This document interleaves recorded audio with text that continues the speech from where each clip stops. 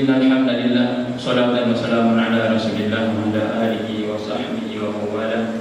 Asyhadu an la ilaha illallah wahdahu la syarika lah wa asyhadu anna Muhammadan 'abduhu wa rasuluhu la nabiyya ba'da. Allahumma shalli wa sallim wa barik ala nabiyyina Muhammadin wa ala alihi wa ashabihi wa man tabi'ahum bi ihsan ila yaumiddin. Sidang jamaah salat Isya, tarawih dan witir yang dimuliakan Allah Subhanahu wa taala, marilah sama-sama pada kesempatan yang singkatnya kita bersyukur kepada Allah Subhanahu wa taala atas segala nikmat Allah yang masih diberi kepada kita bersama. Kemudian salawat dan salam sama-sama disampaikan kepada Nabi kita yang Muhammad sallallahu alaihi wasallam, karena beliau merupakan contoh teladan bagi kita bersama dari dunia hingga akhirat. Sidang jamaah yang dimuliakan Allah Subhanahu wa taala, mungkin bagi kesempatan ini tanya coba kita ulang kembali buku mungkin yang kali dong yang dengar, bahkan kain dah dengar, tapi mana masalah kita ulang-ulang cuma karena sifat manusia adalah kain dua. Maka malamnya coba ulang kembali, pertama untuk pribadi dan juga untuk jemaah sekalian. Kebiasaan bab Ramadan biasa ditanya beberapa perkara yang biasa cukup kita jaga bab Ramadan. Yang pertama mungkin adalah tanya biasa di bulan Ramadan menjaga salat berjamaah, dan ini merupakan suatu ibadah yang sangat agung. Dan Rasulullah mencontohkan bahawa Rasulullah tidak pernah meninggalkan salat berjamaah hingga akhir hayat beliau. Bahkan ketika detik-detik beliau meninggal kalimah, maka beliau imami oleh Abu Bakar As-Siddiq, pokoknya sebagai makmum. Artinya Rasulullah tidak pernah meninggalkan salat berjamaah. Kemudian jemaah melakukan Allah SWT, dan begitu juga dengan ibadah-ibadah yang lain yang seharusnya baiknya batasi hanya di bulan Ramadan.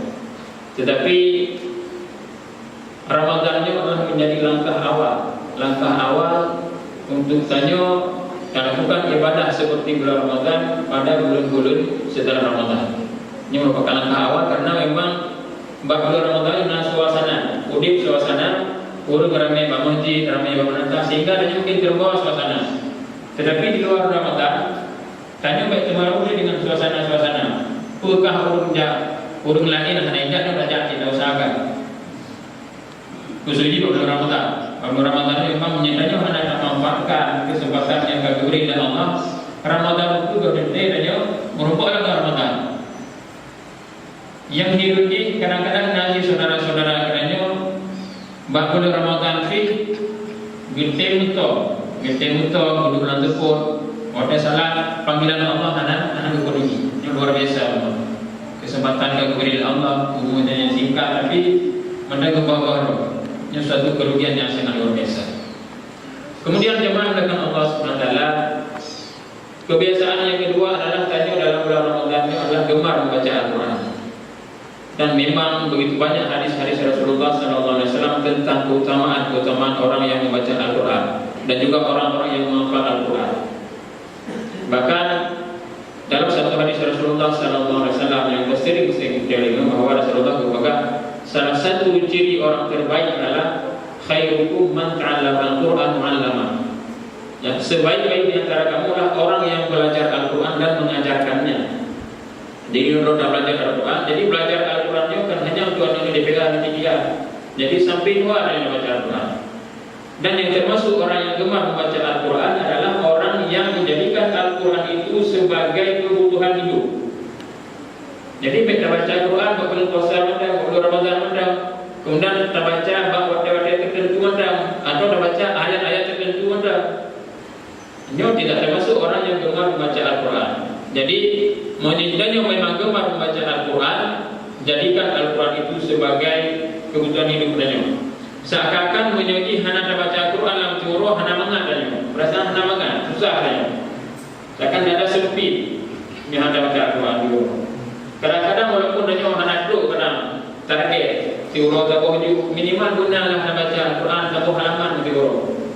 Menyatabuh halaman hana tak bacalah penuh-penuh ayat yang mampu dia. Jadi tapi hana baca sama sekali. Kadang-kadang dah sentuh mudah Al-Quran hana. Jadi kadang-kadang punya urut hafal Quran dia lah walaupun hana Al-Quran dia hafal teraja terlalu bahkan terari, tapi menjadi orang dalam hafal Quran Nyo sudah baca memang. Maka lagi Presiden Mesir yang Iran kali itu Muhammad Morsi, katanya juga gelak banyak penjara, tapi gelak Quran.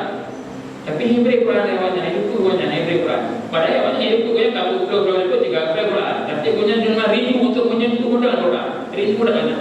Kepada masalah Quran kesentuh modal. Masalah bacaan banyak tiga kafe Quran. Kamu pulau kali itu ada kafe Quran banyak. Memang seorang hafiz. Muhammad Morsi, Presiden Mesir yang kali itu dikudeta. Seorang hafiz. Tapi ini di penjara. Tapi walaupun goknya kagak hafal Quran, goknya sangat rindu dengan untuk menyentuh Al-Quran. Tapi Hebrew. Bagaimana dengan danyo Al-Quran yang diturunkan masjid? Kadang-kadang hantar teman, hantar juga Hebrew Quran. Anak ingat dengan Quran. Luar biasa. Bahkan kebukaan kepada Rasulullah SAW, uru-uru yang menghafal Al-Quran, anak-anak minta yang membaca Al-Quran, nyo kepada uru-uru anak minta, uru akhirat itu diberi mahkota oleh Allah SWT yang mahkotanya lebih terang daripada cahaya matahari. Jadi yang baca Al-Quran, anak mintanya diberi mahkota kepada uru-uru anak minta. Jadi oleh karenanya tanya pertama doa sendiri dah baca Al-Quran, kemudian tajukan anak mintanya dia baca dia Al-Quran. Maka kalau memang kita hafal Al-Quran ini penting dah hafal Al-Quran. Kadang-kadang ini mana dah hafal Al-Quran, kalau dia mungkin tak susah dah hafal, lalu dah hafal kali dua nyo dah manfaatkan anak mintanya dah hafal Al-Quran. Lembaga-lembaga penghafal Al-Quran itu kalau dayah-dayah atau pesantren-pesantren memang yang dikhususkan untuk menghafal Al-Quran. Dan alhamdulillah memang nyatakan perkembangan itu memang lebih maju daripada mungkin pada penunduk yang kali itu. Jadi kalau hafiz Al-Quran, bahkan imam-imam salat tarawih itu kalau yang hafiz, dan alhamdulillah. Kemudian jemaah dikatakan Allah SWT, nada kebiasaan lain di bulan Ramadan tanya senantiasa terjaga lidah katanya. Nyobi terharapkan di bulan Ramadan menjaga lidahnya sangat penting, dan lidahnya sangat menentukan pada posisi orang akhirat. Karena Rasulullah SAW dalam sebuah hadis juga, barang siapa yang di akhir harinya dapat mengucapkan kalimat la ilaha illallah, jamin masuk surga. Itu jaminan Rasulullah yang jamin. Jadi punya kaki jamin Rasulullah pasti. Karena Rasulullah berpegang berdasarkan hawa nafsu Rasulullah. Contohnya lagi Rasulullah mungkin dalam sahabat-sahabat majelis kalian berpegang sahabat, sebentar lagi kalian akan melihat seseorang ahli surga untuk majelis. Maka Rasulullah pray, para sahabat pray itu yang bukan Rasulullah, nanti benar Rasulullah. Tiba-tiba lewat dari sahabat, maka sahabat melihat bawahnya Rasulullah kagak jamin bahwa urungnya Rasulullah menjadi sahabat menjadi saksi bahwa urungnya bukan Rasulullahnya di ahli surga, banyak ahli surga. Bahkan kadang-kadang Rasulullah sendiri menyebutkan nama. Kalau kalian mau melihat ahli surga, lihatlah fulan atau fulan. Nah, itu benar kadang-kadang Rasulullah. Sehingga sahabat itu tahu bahwa nyo juga ahli surga. Jadi selain sahabat-sahabat Rasulullah hanya dipeluru mungkin karena yang benar dan yang ahli surga, yang bagi ahli surga, lu sahabat-sahabat Rasulullah yang lain yang dijamin surga di Rasulullah Sallallahu Alaihi Wasallam. Jadi beliau mungkin manusia akhir zaman menjauh mungkin dari sahabat, tapi dia bisa juga berusaha semampu daya supaya dia juga dirindukan oleh surga. Bedanya ada rindu surga, madu rindu surga. Tapi surga hanya rindu pada daya.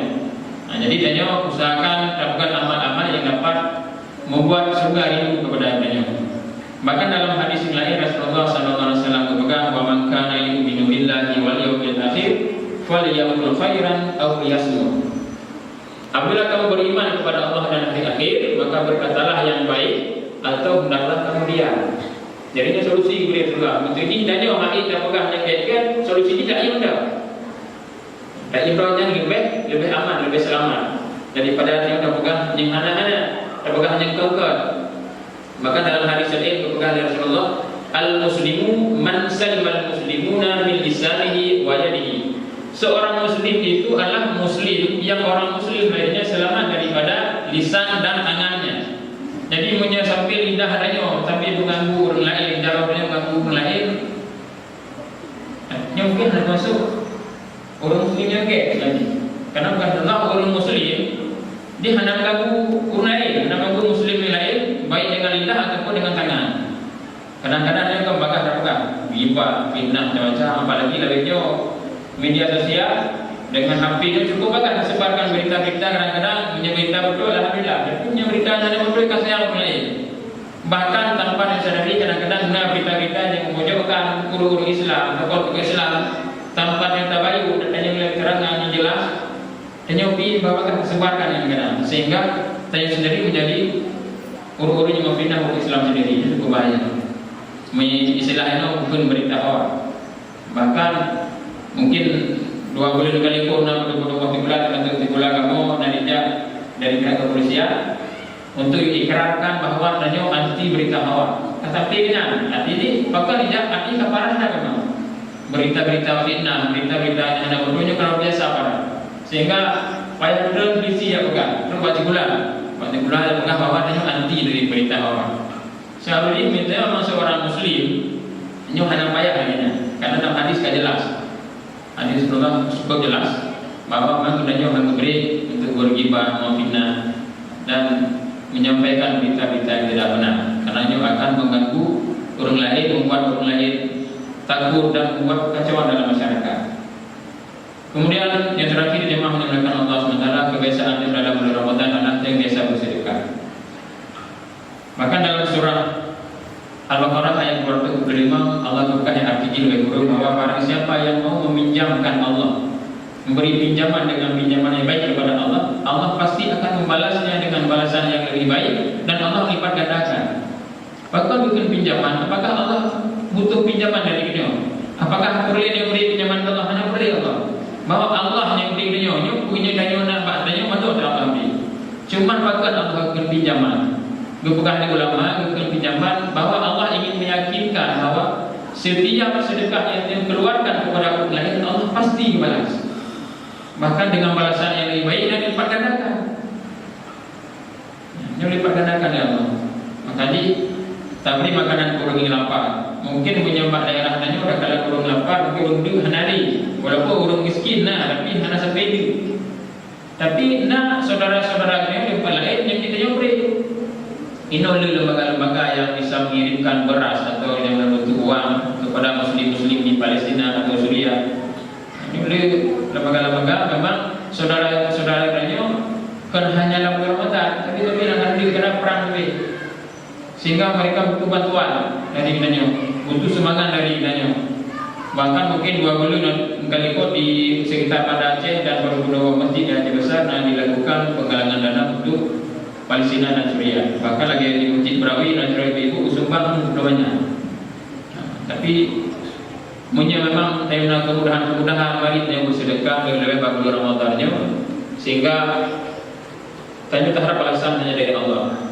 Dan balasan Allah itu mungkin hanya mesti bagi dia belah di dalam dunia, tapi kadang-kadang Allah simpan belah di akhirat.